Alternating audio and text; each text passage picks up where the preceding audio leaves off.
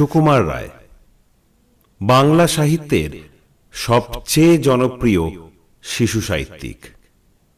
একাধারে তিনি রম্য রচনাকার, কবি, প্রাবন্ধিক, নাট্যকার, সম্পাদক হলেও তার বহুল জনপ্রিয়তা শিশু সাহিত্যিক হিসাবেই। কণ্ঠের এবারের নিবেদন এই মহান স্রষ্টার অন্যতম মজার গল্প বোকা বুড়ি।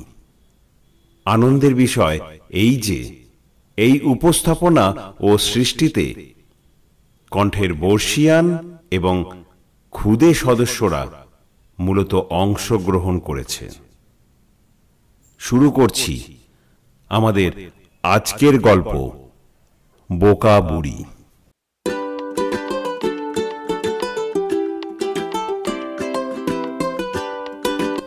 ছোট্ট একটি গ্রাম, গ্রামে গরিব চাষিদের বসবাস। চাষবাস করে কোনো রকমে দিন যাপন করে গ্রামের লোকেরা। গ্রামের নাম সৎ চাষি গ্রাম। গ্রামের লোকেরা কোটালের অত্যাচারে তটস্থ। কোটাল খাজনা আদায় করার জন্য সর্বদা চাষিদের উপর অত্যাচার করত। ওই গ্রামে একজন সৎ চাষি তার পরিবার নিয়ে বসবাস করে। গোবিন্দ খুড়ো ও তার পেট পাতলা স্ত্রী। সবাই তাকে গোবিন্দ খুড়ি বলেই ডাকত। গোবিন্দ খুড়ি একটু বেশি কথা বলে, তাই কোনো কথা তার পেটে থাকে না। এই জন্য গোবিন্দ খুড়োকে অনেক অসুবিধের মধ্যে পড়তে হতো। কি গো, কিছু খেতে দাও। রোদ কোথায় উঠেছে দেখেছো? এরপরে মাঠে যাওয়া যাবে? আমি কি বসে আছি? সারা দিন তোমার গেলার ব্যবস্থা করতে করতে আমার শরীরে আর কিছু আছে? দুবেলা তো খাবার জোগাড়ও করতে পারো না। আমি করি না তো কি তোমার বাপ ঠাকুরদা এসে করে? এই নাও গেল। বুড়ি খানিক পান্তা ভাত আর আলু সেদ্ধ এনে দেয়। প্রতিদিন পান্তা ভাত আর আলু সেদ্ধ, এছাড়া তো কিছুই দাও না। এই দিচ্ছি তোমার বাপের ভাগ্যি, এর থেকে বেশি আর পারবো নি বাপু। গোবিন্দ খুড়ো তাই পান্তা ভাত আর আলু সেদ্ধ খেয়ে মাঠের উদ্দেশ্যে রওনা দেয়। কিছুক্ষণ চাষ করার পর হঠাৎ হালে কিসের যেন একটা আওয়াজ হয়। গোবিন্দ খুড়ো দেখে হালের সঙ্গে একটা কলসি উঠে এসেছে। খুড়ো আশ্চর্য হয়ে কিছুক্ষণ কলসিটার দিকে তাকিয়ে থাকে এবং চারদিকে কেউ আছে কিনা দেখে। দেখে তার ধারে কাছে কেউ নেই। সে আস্তে আস্তে কলসিটা তোলে। তারপর সে যা দেখে তাতে তার মনে হয় তার শরীর যেন একটা অজানা আনন্দ আর উত্তেজনায় ভাসছে।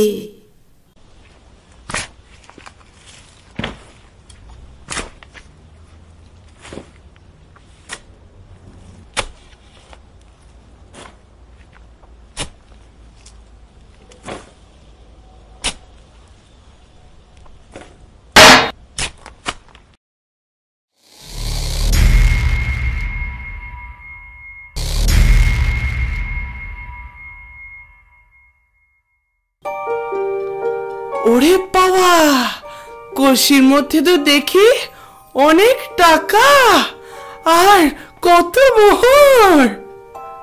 ভয়ে তার হাত পা কাঁপতে থাকে। কোনো মতে সে দুহাত তুলে ঈশ্বরকে প্রণাম জানায়। কিছুক্ষণ কিংকর্তব্য বিমূঢ় অবস্থায় থাকার পর সে মনস্থির করে এ কথা কাউকে জানানো যাবে না। যদি কোটাল জানতে পারে তাহলে তো সব নিয়ে চলে যাবে। এই ভেবে সে কলসিটা নিয়ে বাড়ির দিকে রওনা দেয়। পথে আস্তে আস্তে তার মনে হয়, আর বুড়ি বুড়ি জানতে পারলে তো সবাইকে বলে দেবে। যাই বাবা, কলসিটা বাড়ি না এনে নদীর ধারে পুঁতে রেখে আসি। তারপর সে তার বুড়িকে সামলানোর একটা উপায় ভেবে ফেলে। বাজার থেকে একটা মাছ ও একটা খরগোশ কেনে। তারপর মাছটাকে একটা গাছের ডালে আর খরগোশটাকে জাল দিয়ে জলের মধ্যে আটকে রেখে বাড়ি ফিরে এসে বুড়িকে বলে, কি গো শুনছো? এই তো, এখানে শোনো শোনো, বসো। এই জানো তো, আমাদের গণক ঠাকুর বলে, মৎস্য বসেন গাছে, জলে খরগোশ নাচে, গুপ্ত রতন খুঁজলে পাবে, খুঁড়লে তারই কাছে। কি সব শ্লোক বলছো? কিছুই তো বুঝি না বাপু। আরে বলছি শোনো, এখানে নাকি মাছ গাছের ডালে আর খরগোশ জলে থাকে, আর তার আশেপাশে খুললে নাকি ধনরত্ন পাওয়া যায়। ওগো, তোমার কি মাথা খারাপ হয়ে গেল? এমন কখনো হয় নাকি? আরে চলো চলো না, দেখি এটা সত্যি কিনা। দুজনে পুকুর পাড়ে এলো। গোবিন্দ খুড়ো গাছে একটা ঢিল মারল, আর মাছটা তখনই গাছ থেকে পড়ে গেল। তখন সে তার স্ত্রীকে বলল,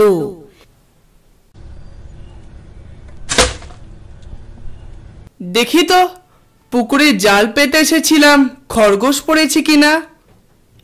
তারা গিয়ে দেখলো খরগোশ আটকা পড়ে আছে। দেখলে তো গিন্নি, গুনিনের কথা কেমন ফলে গেল। তাহলে আমরা আশেপাশে খুঁজলে নিশ্চয়ই ধনরত্ন পাবো। চলো চলো, দেখি তো ধনরত্ন পাই কিনা। ওরা দুজনে পুকুর পাড়ে গিয়ে মাটি খুঁড়ে কলসিটি বার করলো।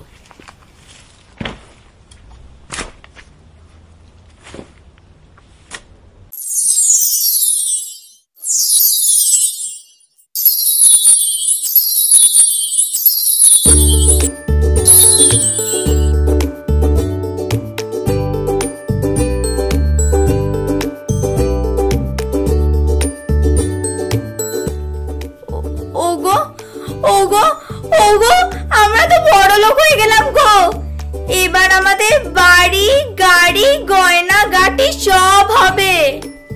বেশি ব্যস্ত হও না, খবর ওঠে গেলে কোটালে সে সব নিয়ে যাবে।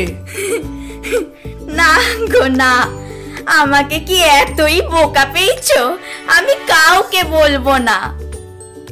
এদিকে খুড়ি বাড়ি এসে গুপ্তধনের কথা কাউকে বলতে না পারায় খুব অস্থির হয়ে উঠল। তারপর থাকতে না পেরে একে একে পাড়ার অন্যান্য মেয়েদের সবাইকে বলতে লাগলো।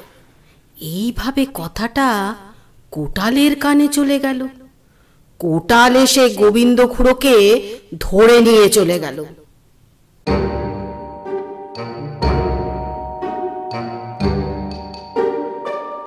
কিরে গোবিন্দ, তুই এত বড় কথাটা গোপন করেছিস? তোর এমন সাজা হবে যে তুই কল্পনাও করতে পারবি না। কি বলছেন হুজুর, আমি কোথায় ধনরত্ন পাবো? আমার স্ত্রীর মাথায় গন্ডগোল আছে, ও সব সময় আবল তাবল বকে। বটে, তুমি টাকা পেয়ে লুকিয়ে রেখেছো, আবার বুড়ির নামে দোষ দিচ্ছ। ডাক তো স্ত্রীকে, সে যদি ভুল বলে তবে ওরও সাজা হবে। খুড়িকে ডেকে আনা হলো, ও সে গুপ্তধনের কথা গড় গড় করে বলে ফেলল। কিরে গোবিন্দ, এখনো বলবি গুপ্তধন পাসনি, টাকাও পাসনি? কি বলবি এবার? কিসের টাকা? কবে পেলাম? কোথায় পেলাম? আমি তো কিছুই জানি না। না, তুমি কিছুই জানো না, তোমার কিছুই মনে নেই, কচি খোকা। তুমি দেখোনি গাছে মাছ খাবি খাচ্ছে, নদীর জালে খরগোশ পড়েছে। তুমি দেখেছো নদীর জলে জালে খরগোশ পড়েছে, মাছ গাছে খাবি খাচ্ছে? হ্যাঁ দেখেছি তো। দেখেছো? তাহলেই বুঝুন হুজুর, ওই সব দেখেছে। এবার আপনিই বলুন, এটা কি কোনোভাবে সম্ভব? তাই তো, কি করে সম্ভব? এই বলে গোবিন্দর কানের কাছে এসে কোটাল বলে, তুই ঠিকই বলেছিস গোবিন্দ, তোর বউটা পাগল। ওর কথা বিশ্বাস করলে আমাদেরকেও ঠকতে হবে। এই যা, তোর বউকে বাড়ি নিয়ে যা আর ভালো করে চিকিৎসা করা। তারপর খুড়িকে ধমক দিয়ে কোটাল বলল, দূর পাগলি, বাড়ি পালা, না হলে এমন আবল তাবল খবর রটানোর জন্য তোকেই কয়েদ করব। ওগো ঘরে চলো গো, এরা আমাদের ধরে রাখবে বলছে। না, আমরা কিছু দেখিনি, আমরা কোনো গুপ্তধন পাইনি গো, আমাদের ছেড়ে দাও। এই বলে পড়ি মরি করে খুড়ি নিজের বাড়ির দিকে চোঁচা দৌড় লাগালো। আর সেই দেখে গোবিন্দ হাসতে হাসতে নিশ্চিত মনে বাড়ি চলে গেল।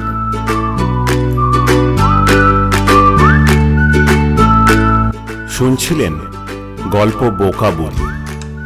কণ্ঠ অভিনয়ে গোবিন্দ খুড়ো শ্রীশ চক্রবর্তী, গোবিন্দ খুড়ি লোলাক্ষী দে, কোটাল প্রত্যয় মিত্র, কথক এলসা চ্যাটার্জি, শিল্পী পরিচিতিতে কুণাল নিয়োগী, পরিকল্পনা দীপায়ন চক্রবর্তী, নাট্যরূপ দিয়েছেন প্রদীপ চক্রবর্তী, সম্পাদনা ও শব্দগ্রহণ কুণাল নিয়োগী, গ্রাফিক্স অগ্নিশ নিয়োগী। আরও নানা রকম গল্প শুনতে যুক্ত হন আমাদের কণ্ঠের ফেসবুক ও ইউটিউব চ্যানেলে।